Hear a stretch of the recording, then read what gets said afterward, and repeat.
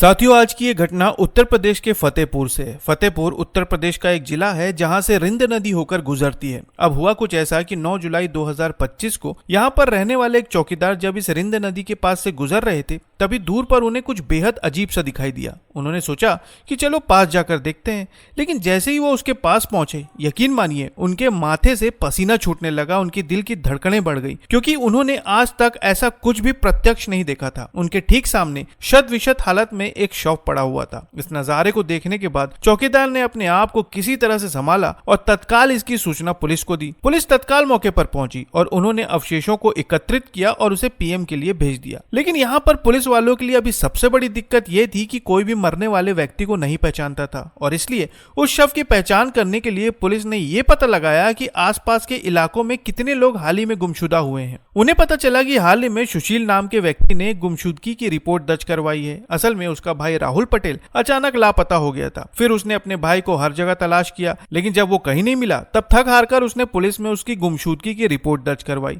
अब पुलिस के पास एक गुमशुदा व्यक्ति की खबर थी और इसलिए सुशील कुमार को तत्काल शव की पहचान करने के लिए बुलवाया गया। हालांकि शव बेहद खराब हालत में था, इसलिए सुशील कुमार और उस शव की डीएनए मैचिंग करवाई गई, जिसके बाद ये कंफर्म हो गया कि मरने वाला व्यक्ति राहुल पटेल ही था। लेकिन जब ये खबर राहुल के परिवार को पता चली, तब उनका रो रो कर बुरा हाल हो गया। वहीं दूसरी तरफ पुलिस अब अपनी जांच में जुट गई थी कि आखिर राहुल के साथ क्या हुआ था और उसे किसने मारा। इस गुत्थी को सुलझाने के लिए पुलिस ने परिवार वालों से पूछताछ की, साथ ही ये भी पता लगाने की कोशिश की कि क्या राहुल के साथ किसी की दुश्मनी थी, लेकिन ऐसा कोई भी एंगल सामने नहीं आया जो किसी रंजिश की तरफ इशारा करे। और फिर जांच को आगे बढ़ाते हुए पुलिस ने राहुल के कॉल रिकॉर्ड्स निकाले, उसकी लोकेशन की जांच की और तब जाकर पता चला कि उसकी आखिरी बार बात सरिता नाम की एक महिला से हुई थी। लेकिन इससे पहले कि शक के आधार पर पुलिस सरिता को गिरफ्तार करती, उन्होंने सरिता के बारे में जानकारी जुटाना शुरू कर दिया। उन्हें पता चला कि राहुल का अवैध संबंध सरिता नाम की एक शादीशुदा महिला से था। अब यह जानकारी पुलिस के लिए काफी थी, इसलिए पुलिस ने तत्काल सरिता और उसके पति राम भवन को हिरासत में लेकर पूछताछ शुरू कर दी। शुरुआती पूछताछ में तो दोनों कुछ भी बताने को तैयार नहीं थे,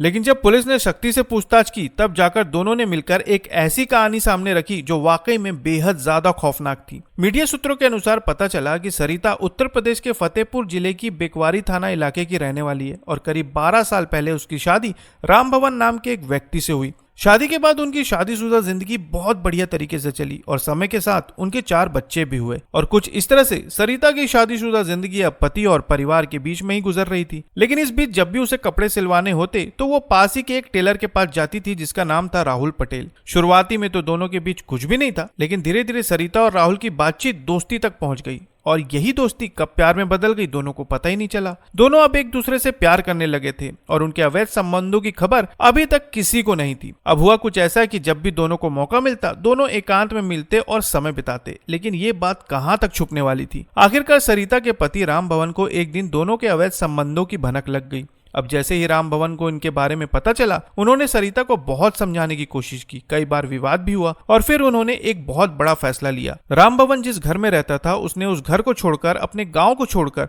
वो अपने पूरे परिवार के साथ 15 किलोमीटर दूर दूसरे गांव में रहने के लिए चला गया, ये सोचकर कि अब उसकी पत्नी का पीछा राहुल छोड़ देगा। अब राम भवन अपने परिवार के साथ दूसरे गाँव में रहने के लिए चला गया और इस बात से बिल्कुल निश्चिंत हो गया कि राहुल अब उसकी पारिवारिक जिंदगी में दखल नहीं देगा। लेकिन दूसरी तरफ राहुल अब उस गाँव में भी पहुंच गया जहां पर सरिता अपने पति के साथ रहती थी। इतना ही नहीं, जब राम भवन घर पर नहीं होता था, तब सरिता और राहुल दोनों घंटों तक फोन पर बातें किया करते थे और ये बात अभी तक राम भवन को नहीं पता थी। लेकिन एक दिन राम भवन को पता चली गया कि राहुल अब भी उसकी पत्नी के पीछे पड़ा हुआ है और उससे मिलने के लिए 15 किलोमीटर दूर उसके घर आता जाता है। और ये बात राम भवन को बर्दाश्त नहीं हुई। वो सीधा अपने घर पहुंचा और अपनी पत्नी से पूछा कि तुम्हें राहुल के साथ रहना है या इस परिवार के साथ। इसके साथ साथ उसने सरिता को काफी देर तक समझाया और आखिरकार सरिता ने अपना परिवार चुना।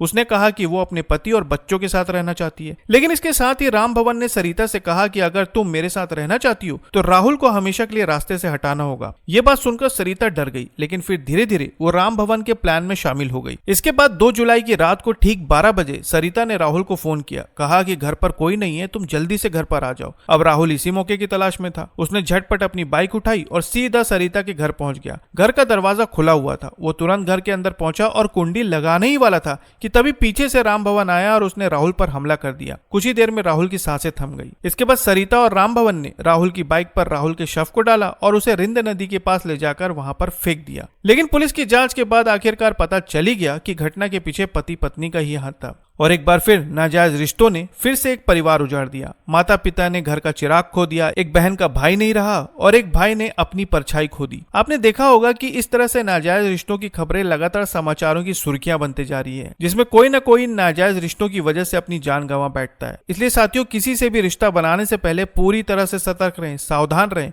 और इस खबर के बारे में कमेंट बॉक्स में जरूर बताएं। फिर मिलते हैं एक नई खबर के साथ, तब तक के लिए आपका बहुत बहुत धन्यवाद।